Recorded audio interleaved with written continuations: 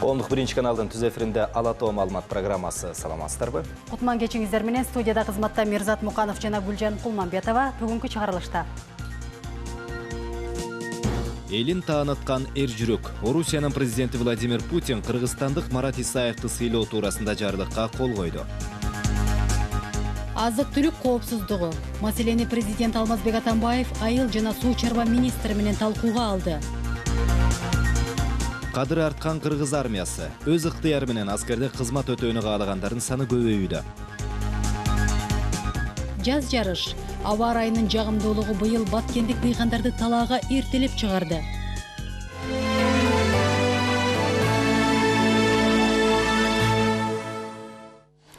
11 февралда Москванын Красносельская метросунда жүргүнчүлөрдүн бири эсин жоготуп, темир жолго кулап түшкөн. Окуя болгон жерде Марат Исаев менен Москванын шаардык полиция кызматкери Артем Каралюк ыкчам жардам көрсөткөн. Эки эр азамат өз өмүрлөрүн тобокелге салып, келе жаткан поездге карабай, Москва шаарынын 38 жаштагы тургуну Юлия Вальдын өмүрүн сактап калышкан. Мекендешибиз 28 жашта, бир кыздын атасы. 8 жылдан бери Москва шаарында курьер болуп иштейт. Марат Исаев мындай кайратмандык үчүн эр жүрөк аталып сыйлыктарга татыды. Орусиянын президенти Владимир Путин өлүмдөн куткарып калгандыгы үчүн медали менен полициянын сержанты Артем Каралюк менен кыргызстандык Марат Исаевди сыйлоо туурасындагы жарлыкка кол койду. Бул окуя Орусиянын жана Кыргызстандын социалдык тармактарында чоң талкууга алынды. Мараттын бул кадамы кыргыз жигиттерине болгон урмат сыйды дагы арттырды десек болот. Жаштарга үлгү болуучу Мараттын эр жүрөктүүлүгүн алгач президент Алмазбек Атамбаев баалап, алтын кол саат белекке берген. Андан кийин Москва шаарынын мэри Сергей Собянин каармандык көрсөткөн Исаев менен Каралюкка ыраазычылык катын жолдогон болчу. Ал эми Lady Mail.ru порталы тарабынан жарыяланган биз сыймыктанган 7 орусиялык жигит тизмесинен биздин Марат Исаев дагы орун алды. Президент Алмазбек Атамбаев айыл жана суу чарба министри Турдунайзир Бекбоевди кабыл алды. Жолугушууда мамлекет башчысы жазгы айдап себүү иштеринин жүрүшү, анын ичинде минералдык жер семирткичтерди жеткирүү, жеңилдетилген насыяларды берүү аркылуу айыл чарбасын каржылоо жана лизинг программаларынын ишке ашырылышы тууралуу маалымат алды. Турдунайзир Бекбоев өлкөдө ирригациялык долбоорлорду ишке ашыруу, жаңы сугат жерлерди пайдаланууга берүү жана аларды сугат суу менен камсыздоону жакшыртуу боюнча пландар жөнүндө баяндап берди. Президент Алмазбек Атамбаев аймактарды жана бүт өлкөнү өнүктүрүүдө айыл чарба тармагынын мааниси зор экендигин белгилеп, жазгы талаа жумуштарын тийиштүү деңгээлде жүргүзүш үчүн айыл чарба жана мелиорация министрлиги өлкө фермерлери менен элет эмгекчилерине бардык шарттарды түзүшү зарыл экендигин айтты. Болот Жунусов Кыргызстандын Орусиядагы атайын жана ыйгарым укуктуу элчисинин кызматынан бошотулду. Тиешелүү жарлыкка мамлекет башчы Алмазбек Атамбаев кол койду. Президенттин башка жарлыгы менен Болот Отунбаев Кыргызстандын Орусиядагы атайын жана ыйгарым укуктуу элчиси болуп дайындалды. Ошондой эле президенттин жарлыгы менен Кыргызстандын Беларустагы элчиси Кубанычбек Өмүралиев эки ишти айкалыштыруу менен Кыргызстандын Латвиядагы, Литвадагы жана Эстониядагы элчиси болуп дайындалды. Кыргызстандан чыккан азык-түлүктүн катары жакынкы аралыкта жаңы бренд менен толукталат. Тагыраагы апрель айы жаңырары менен рынокто өзгөчө ыкмада даярдалган эттин түрү пайда болот. Учурда өндүрүштү чыгарууга ылайыкталган жабдуулар чет өлкөдөн алынып келинип, технологдор менен маркетинг тармагындагы адистер продукциянын сапатын жакшыртуу боюнча иш алып барып жатышат. Энсиреген бул имарат 2 жуманын ичинде кадимкеле ишканага айланат. Азыркы тапта ар бир бөлмө өндүрүш үчүн керектүү жабдыктар менен толукталууда. Маселен, ушул шкафтар Россиядан келди. Бул шкафтар атайын ушул этти ыстатчу шкафтар. Алмаз Мамбетов негизинен мал чарбачылыгы менен алектенет. Заман талабына жараша киреше булагын кеңейтүүнү чечкен. Бул максатта жаңы продукцияны рынокко чыгаруу алдында турат. Тагыраак айта турган болсок, уйдун, койдун, жылкынын жана топоздун ышталып жана сүрсүгөн даяр эттерин базардан эле сатып алууга мүмкүнчүлүк түзүү аракетин көрүп жатат. Таза эттен жасалган продукция, мында абдан белок көп, темир көп, кальций көп. Андан тышкары биз ушул деликатестерди, упаковкаларды жасап, келечекте ушул Россия менен Казакстанга чыксак деген оюбуз бар да. Ишкердин бул кадамы менен Кыргызстанда кошумча жумуш орундары түзүлүп, экономиканын өсүүсүнө аз да болсо салым кошулат. Анан дагы чыгаша болмойн, киреше болбойт. Ишкананын азыркы турпатына эле 2 миллион сом жумшалган. Кем каршты толуктоого Кыргыз Орус өнүгүү фондунун үстүк пайызы төмөн узак мөөнөттөгү насыя берүү программасы жардамга келген. Бир аз тыйын жетпей калып, анан ушул Кыргыз Орус өнүктүрүү фондунга кайрылгам, Айыл банкка кайрылып, ушул тез арада менин жасаган иштеримди көрүшүп, буга чейин кылган вкладтарымды көрүшүп, тез арада жардам беришти. Айыл банк Кыргыз Орус өнүгүү фондундагы каражаттын негизинде бүгүнкү күндө 88 кардарга 600 миллион сомго насыя берди. Анын ичинен күнөсканаларды иштетүүгө эле 28 адам насыя алган. Ал эми негизинен кичи жана орто бизнеске багытталган долбоорлор каржыланууда. Кыргыз-Россия фондунун каражатына алам деген каалоочулар абдан көп. Себеп дегенде насыянын шарттары абдан ыңгайлуу. Бирок программанын шарттарына туура келгендер аз чыгып атат да. Белгилей кетсек, Кыргыз Орус өнүктүрүү фонду ири долбоорлордун насыялоо шарттарын жеңилдетти. Ага ылайык насыяларды берүү мурда 3 миллион сомдон кем эмес деген чек болсо, азыр ал 1,5 миллионго ылайыкташты. Ошондой эле каражатты төлөө мөөнөтү дагы 5 жылдан 15 жылга чейин узартылды. Насыяны Айыл банк, КРСК банк жана KICB банктары аркылуу алса болот. Мерим Сырдыбаева, Аскар Улануулу, Коомдук биринчи канал. Февралдын ортосунан баштап насыя берип баштайт-делген мамлекеттик ипотекалык компаниянын иши ушул күнгө чейин башталды элек. Ал ортодо арзан турак жай менен камсыз болобуз деп кезек күткөндөрдүн саны күн санап көбөйдү. Жагдайга эмне себеп? Кабарчыбыз Айжан Омолдошова билип келди. Бир канча жылдан бери батирден батирге көчүп жүргөн Кишимжандын үй бүлөсү тезирээк эле өз үйүбүз болсо дегенде ак эткенден так этет. Анын үстүнө жаш баласына карабай насыя төлөөгө даярданып, жубайы экөө тең иштеп жатат. Биз үйлөнгөндөн баштап мына ушундай чакан квартираларда көчүп, конуп жүрөбүз. Бирок канчалык өз үңкүрдө болсо өз үйүм бар, өз панаам бар дегендей, кичинекей болсо да үйүбүз болсо абдан жакшы болмок. Албетте азыркы ипотекага болгон сунуштар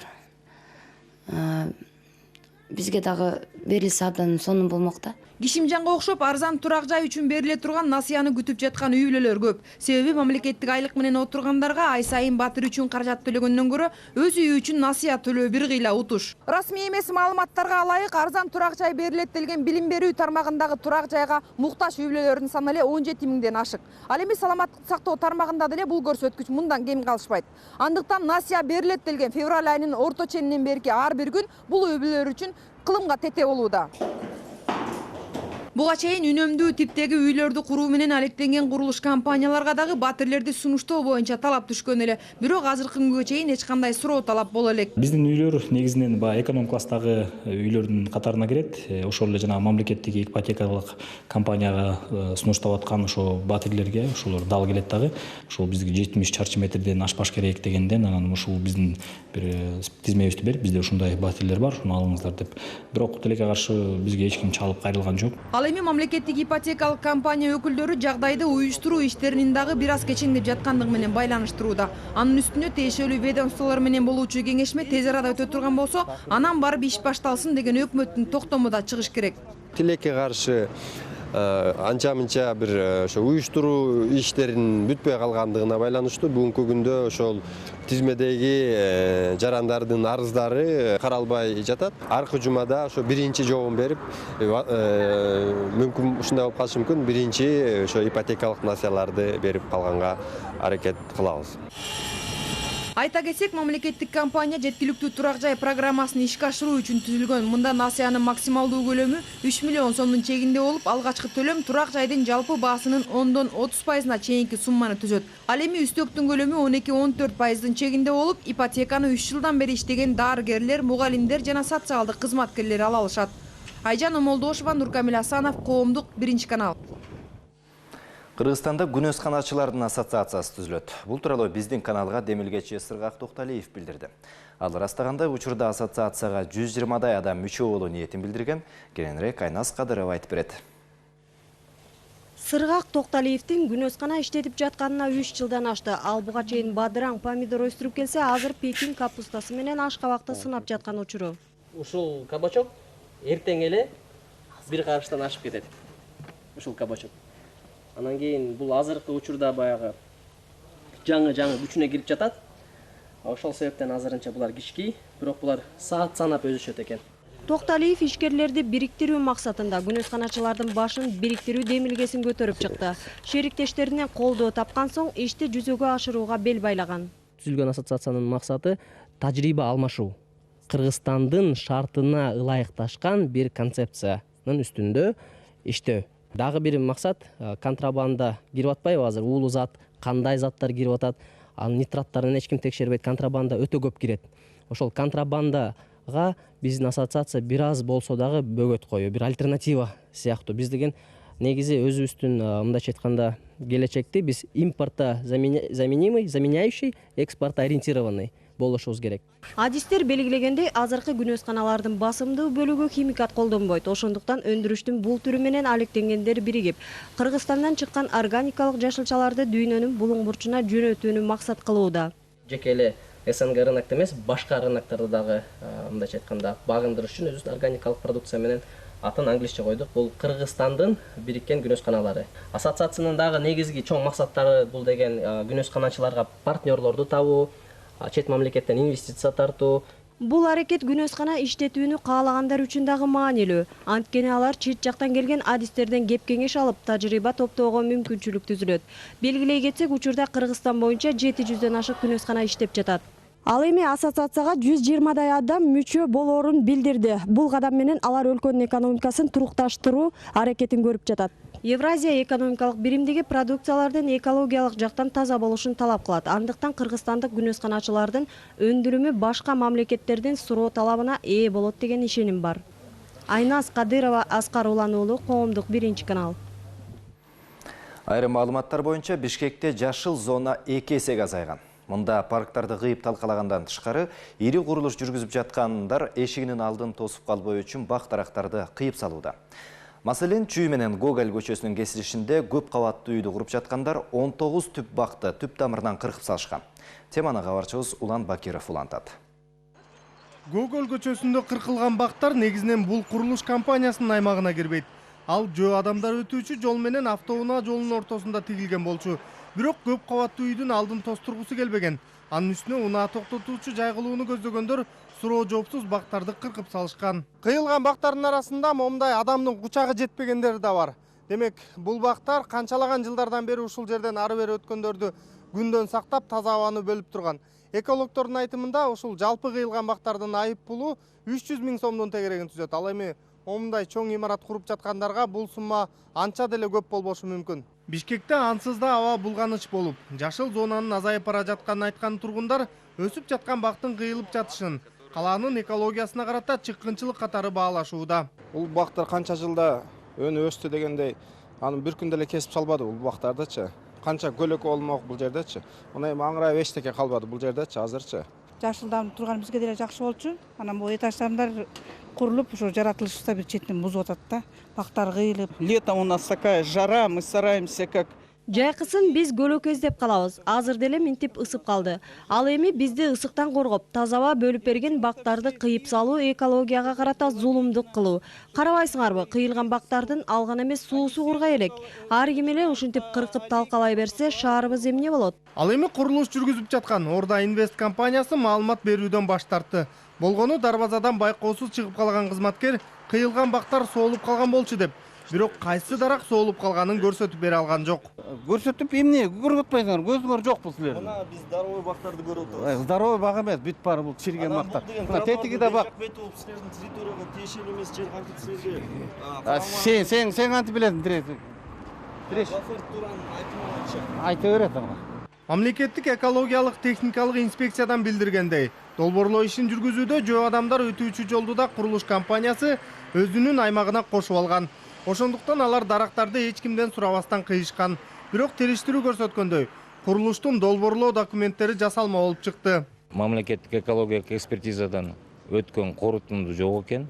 Кесилген бактарды подпадает под территорию строительства деп берілген.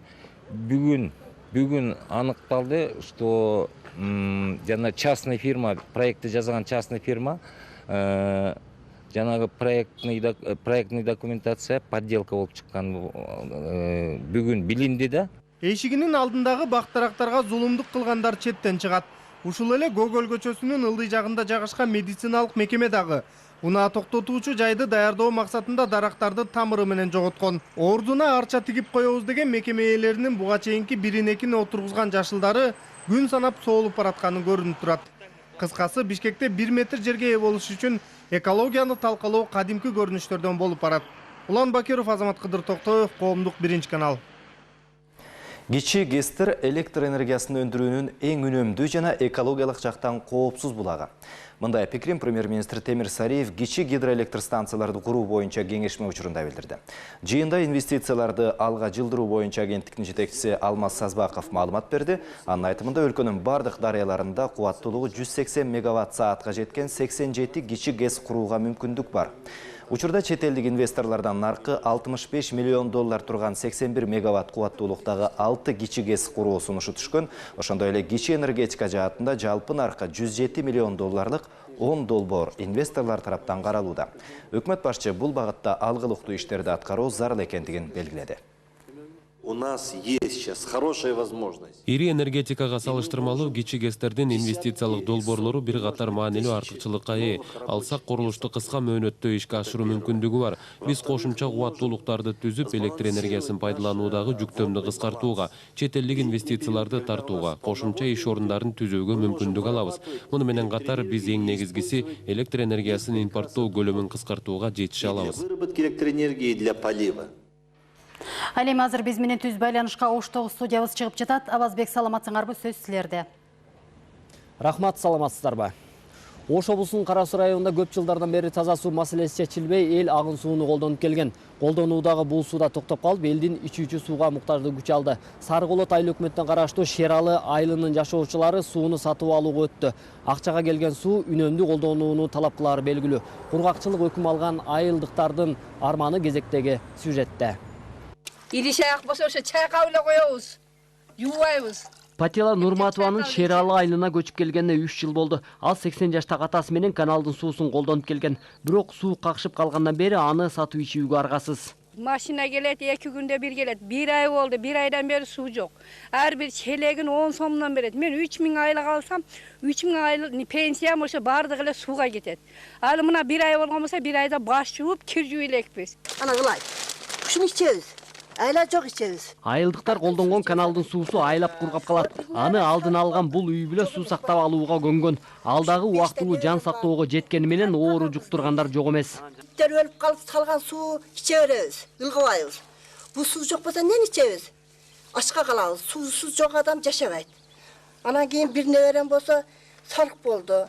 Неберелерим 5 неберем бар, олар суусуз тура албай суу ичип алып, ичип өтүп, ыстымалап, жөтөлүп, кыйынчылык болду айнанай. 1991-жылы түптөлгөн айылдын калкы 3000ге жетет. Алар менен кошо суу тартыштыгынан мал жандыктары да азап чегүүдө. Аларды сугарып келүү үчүн айылдыктар 1,5 чакырым жолду жөө басууга аргасыз. Суу азабынан эле-теле өкмөткө кайрылды. Шайлоого депутаттар общать этип кетишкен, бири деле азыр дайыны жок. Бири деле жок. Бул жерде ушу февралдан токтойт, марттын этеги несен суу жок да. Бүт ташып ичет. Бул айылга чектеш орун алган Бөрлүү жана Торойчу айылдарда суудан кыйналат. Жергиликтүү бийликтин таза суу маселесин өз алтынча чечүүгө чамасы жетпейт дешет. Ошол жакка чукулуп барган канализация бар, шланга. Ол жакшы давление менен жеткизиктүү берилбей калгандыктан азыр токтоп калды. Ошону азыр башкадан жоонураак шланга алып, кошумча кылып жеткизип берет. Быйыл ушул проектти карадык. Айыл өкмөт боюнча. Азырынча кайсыл долбоор аркылуу элге суу жеткирүү пландалып жатканы белгисиз. Анткени айыл өкмөттүн жылдык бюджети 2 миллион сомду түзгөндүктөн чет элдик уюмдардын колун кароого туура келет. Абазбек Айтиев, Жылдызбек Болотбеков, Коомдук 1-канал, Ош облусу. Жаз баткенге эрте келди. Аба ырайынын жагымдуулугу дыйкандарды талаага айдады. Убакыт туттурбай мезгил менен жарышкан элеттик дыйкандардын бир күндүк эмгеги жөнүндө аймактык кабарчыбыз айтып берет. Ekкен егиндер жакшы түшүн берсин болду. Март майрамдарына карабастан талааларда тыным жок. Дыйкандар күнү-түнү жер айдап үрөөнү эгүү менен алек. Жаздын бир күнүн текке көтүрүү аракети кызыганчак.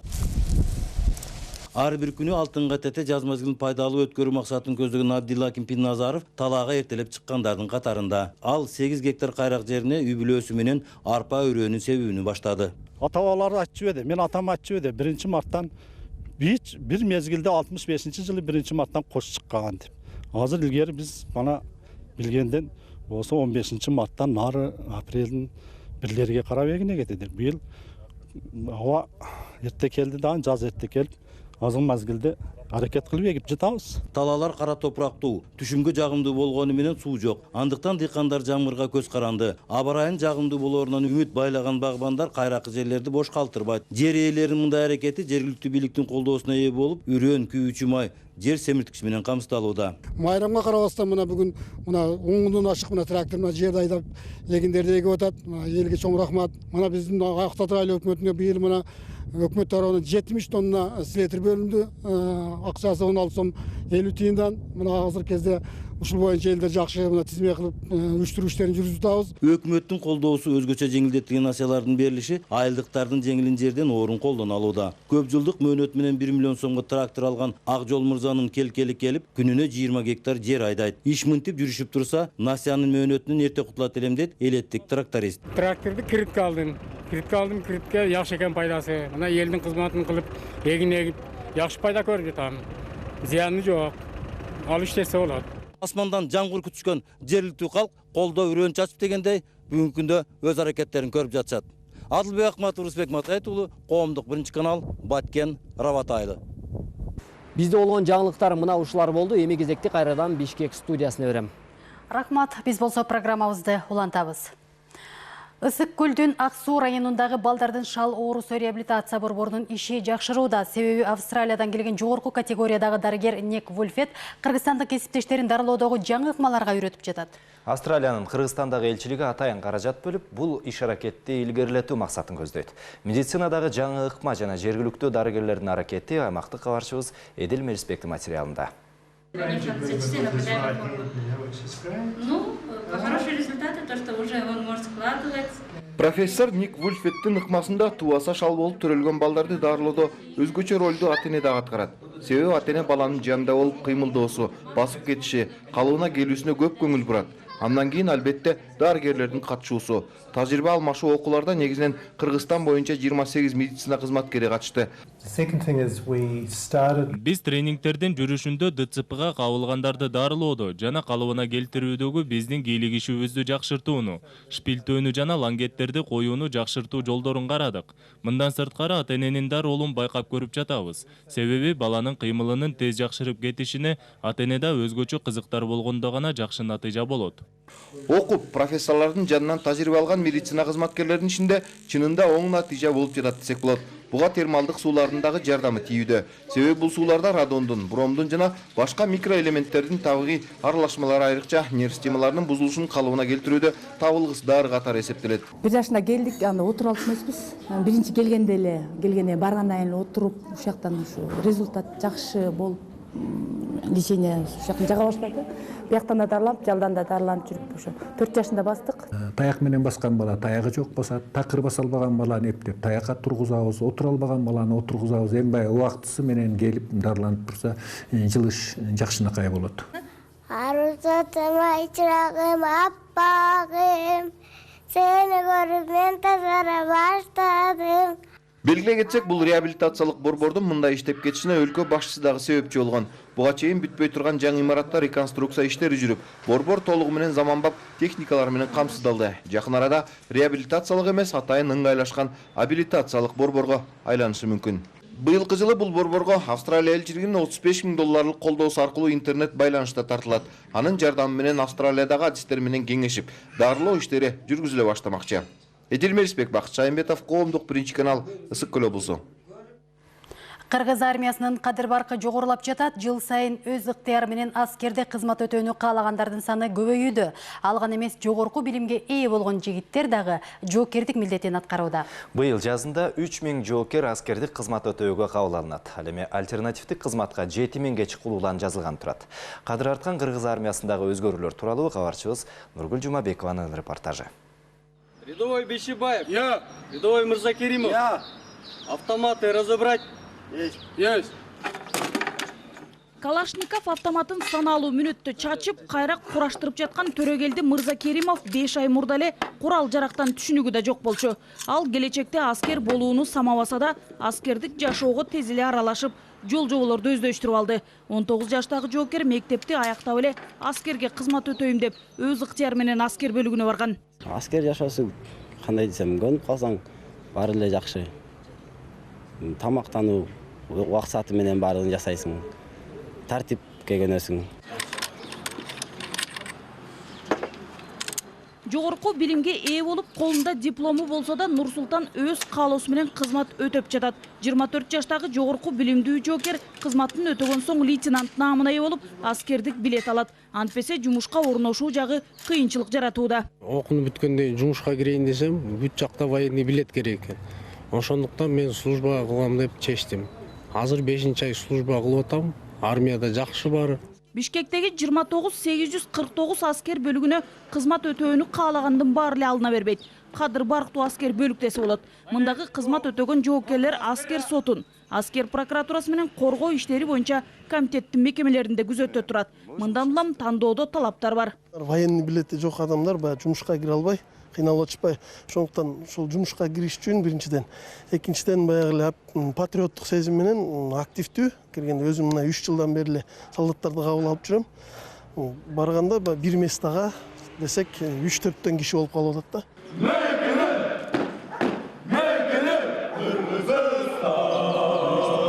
Быйыл аскердик кызмат өтөөгө чакыруу 1 апрелден 30 июнга чейин уланат. Анын алкагында 3000 улан аскердик кызмат өтөөгө, ал эми альтернативдик негизде аскер кызматына 7000 чукул жоокер жазылат.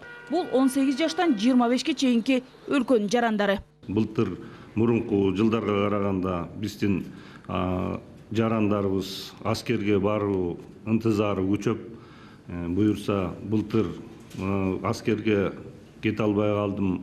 Кандай бир оорулардын себептери чыгып калса, ошого дагы бизге ушундай нааразычылыктарды билип, мен аскерге кетишим керек деп көп балдар ушул ынтызар болуп атышат.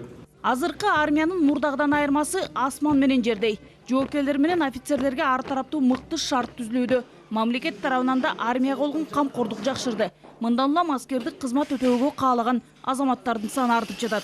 Нургүл Жумабекова, Бактурсун Дүйшөнбеков, Коомдук 1 канал. Бишкектин ири базарларында өрт коопсуздук чаралары жетиштүү сакталбай, бул өз кезегинде өрт кырсыктарынын көбөйүшүн арттырууда. Кече Чактүштө Орто Сай базарынын жанында жайгашкан коомдук тамактануучу жай толугу менен күйүп кетти. Адистер борбордогу соода түйүндөрдө электр тогун туура эмес колдонуудан тартып, унаа токтотууга чейинки талаптар аткарылбай жаткандыгын айтып жатышат. Теманы кабарчыбыз Самат Асипов улантат. Орто Сай базарынын тегереги бүгүн тынч. Жумушчулар кече өрттөн жабыркаган коңшу күркөлөрдү калыбына келтирүүдө. Кырсык 8 март күнү түштөн кийин орун алган. Базардын жанындагы тез тамак даярдоочу жайлардын биринен от тутанып, жарым саатка жетпей күйүп кеткен. Площадь базара 70 метр квадрат болду примерно. Бир отделение өзүнүн күчү менен өчүрө алды, өрттү эч жакка тараткан жок. Өрттү мындай айтканда ооздуктады десек болот. Баягы расчетто 5 адам бар болчу кече. Бир автоцистерна суу жетти толук, алар 4 тонна ат-440. Өрттүн себеби электр жабдыктарын туура эмес колдонуу болгон. Картошка бышыруучу казандын ысып турган майы электр зымдарына чачырап, жалын чыккан. Кырсык болгондон бери мындагы соодагерлер да тынчсызданып турушат. Эгер кечээки өрт өз убагында өчүрүлбөгөндө, тегерек четтегилерге да чоң зыян алып келмек. Өрт башталганда мен жаңы эле келгем жумушка. Анан ушундай болуп, могу бакашакка түшүп калгандан эле чыга калып, карасак өрт башталып калыптыр. Бирок тез эле аранын ичинде мындай күчөп кетти да. Анан аябай корктук биз. Эми ушул немеден өрттөн тигил жерде уланып бияка чейин өтүп кетпесе экен деп коркуп ушунчалык немеп турдук. Электр жабдыктарын туура эмес орнотуу, чылым чегүү, газ баллондор менен иштөө сыяктуу жөнөкөй эрежелердин сакталбаганы мына ушундай чоң кырсыктардын негизи. Ал эми өрт өчүрүүчүлөр үчүн кырсык болгон жерге жетүү да көйгөй. Себеби аягы үзүлбөгөн унаа тыгындары. Мындан сырткары базардагы өтмөктөрдүн ар биринин аралыгы 6 метрден кем болбошу керек. Бирок өрт өчүрүүчүлөр соода түйүндөрүнүн ичине унаа эмес, адам араң кирерин айтышат. Эң негизги маселелер болуп бул ошо авто унаанын көптүгүнөн болот биринчи тыгын. Андан тышкары жанагы негизи павильондон спец машина баягы проходдор 6 метр калыш керек. Бүгүнкү күндө андай эмес. Ал жерде ким жооп берет билбейм. Баарында эле мындай араң жеткен учурлар болот. Даже бир жарым саат туруп калат кармалып машина, жана тент немелер тура эмес учурлар боюнча да кемчиликтер бар. Шаардык экологиялык техникалык инспекциянын кызматкерлери буга чейин базарларда коопсуздук эрежелери бузулган ондогон фактылар боюнча актыларды түзүп, каталарды жоюу тапшырмасын берген. Бирок дагы деле көзгө көрүнөрлүк жыйынтык жок. Биз берген акттарды көңүл мындай эметпей карабай жатышат да бияктычы. Эмнеге дегенде эми элементарный пожарный сигнализация деген бар. Ушу пожарный сигнализацияны койгонго булар койбой жатышат да эмнеге деген буга каражат кетет. 10 күн мурун уведомление берип туруп, анан плановый проверка менен келебиз ушу базарларга. А биз ушу келердин астына булар уже даярданып туруп, баарын ушу керки недостаттар болсо бүтүн алып туруп, баары жакшы болуп, баарын жакшы менен көрсөтөт да. Орто сайда орун алган мыйзам бузуулар Бишкектеги Дордой, Аламүдүн, Ош сыяктуу ири базарларда да кадимкидей көрүнүш болуп калган. Андыктан адистер өрт коопсуздугу боюнча соода түйүндөрүн эскертме бербей, капыстан текшерүү демилгесин көтөрүшүүдө. Өрт өчүрүүчүлөр оттун очогуна кире албай кыйналган учурлар бир гана базарларда эмес. Өрт коопсуздук талаптарын аткарбагандарга калаадагы ири соода борборлору, көп кабаттуу имараттар, окуу жайлар, ошондой эле айрым мекеме ишканалар кирет. Адистер кырсыкка себеп болгон бир эле нерсе кайдыгерлик экенин айтышат. Болбосо өрт коопсуздугун камсыз кылуучу жөнөкөй жабдыктарды орнотуп коюуга көп деле убакыт, каражат талап кылынбайт. Самат Асипов, Эсентур Абыкеев, Коомдук 1 канал. Жаздын келиши менен өлкөдө 3 айлык ишембилик жарыяланды. Мунун алкагында жерлерде таштандыларды тазалоо, айлана чөйрөнү жашылдандырып көрктөндүрүү өнөктүгү жүргүзүлөт. Биз азыр Новопокровка айылында турабыз. Бул жер Бишкектен 17 чакырым алыс аралыкта жайгашкан. Өзүңөр көрүп тургандай, айылдын бир жеринде орун алган эс алчу жайдын бөлүгү таштанды таштоочу жайга айланып калган. Жергиликтүү тургундардын айтымында, бул таштанды таштоочу жайдагы калдыктар бери дегенде 10 жылдан бери тазаланган эмес. Это ж не за 1 год, это уже сколько здесь? Я здесь 10 лет живу. Анна Зинченко балдары менен паркка эс алганы келгенде таза жер таппай кыйналат. Бак ичи кагаздан баштап пластик бөтөлкөлөргө, айнектин сыныктарына алган эмес, ит мышыктардын өлүктөрүнө чейин толуп бүткөн. Эне балдары менен паркта сейилдебей эле колу бутун кестирип же оору жугузуп албасын деп чоочуп турат. Это ж не за 1 год, это уже сколько здесь? Мен бул жерден дайыма өтөм, бир да жолу тазаланып жатканын көргөн эмесмин. Бул жерге балдарымды жайында эс алдырган алып келем. Тандаган жерибизди тазалап чыгабыз. Сууга түшөөрдө анын ичинен айнектерди алып чыккан учурлар да болот. Акыркы жылдары эс алуу багы эң калган. Айылдыкта жолду кыскартуу үчүн гана кесип өтпөсө, мында эс алайын дегендерди деле көрбөйсүң. Ары бери жөө баскандар тоо борунда өскөн чөптү эмес, үйүлүп жаткан таштандыларды көрүп көңүлдөрү түшөт. Тазалаш керек, тазалаш. Башка эчтекени ыргыткандан көрө кайра тазалаш керек. Если люди ночью везут. Элдер таштандыны кечинде же түн ичинде таштап кетишет. Бул жерди кайтарып тура албайсың да. Биздин көчөдөгү таштандыларды айына 2 жолу тазалап турушат. Кайсы гана жерде болбосун тазалыкты сактоо керек экенин 6-класстын окуучулары Сардар менен Санжар да билет. Бирок өздөрүнүн курбуларынан тарта айылдын уулуулары деле ушул жерге таштанды таштоону адатка айландырып алышкан. Мен кетип баратып, бияктан кетип баратып, көбүнчө көрөм бияктан мусор ырытып аткан. Бул жерде площадка болсо экен, мусор таштабаса экен. Айылдыктардын айтымында күн жылыса таштандыга айланган бул сейилбактан адам чыдагыс жыт чыга баштайт. Андыктан тез арада тазалоо ишин колго алуу керек дейт тургундар. Айыл өкмөтү көзгө көрүнгөн жерлерди ирээттеп, көрүнбөгөн жайларды көз жазымда калтырууда. Бирок айыл башчы бул абалды жөнгө салуу бат эле, болгону чыгынуу керек деп жооп берди. Бизде атайын айыл өкмөттө түзүлгөн ЖКХ бар. Ошо ЖКХлар тазалап атат. Биздин жакта да тазалап атышат азыр. Анан баарына тең бир күндө баардыгын тазаланып бүтпөйт да. 3 айлык жарыялангандан баштап эле ежедневно и ежесубботник болуп атат. 3 айлык ишембиликтин алкагында айлана чөйрөнү жашылдандыруу, көрктөндүрүү жана таштандыларды тазалоо өнөктүгү жүргүзүлөт. Акциянын алкагында Ордо кала менен анын четиндеги айрым аймактарда иш кызуу жүрүп баштады. Ал эми 17 мартта жалпы республикалык ишембилик өтөт. Новопокровкалыктар дал ушул күнү айылдагы эс алуу багы да таштандыдан арылат деген илгери үмүттө. Насыйхат Эсенканова, Элдер Асанбаев, Коомдук 1 канал. Көңіл бұрғаныңыздарга рахмат, саламатта тұрыңыздар. Саламатта қалыңыздар.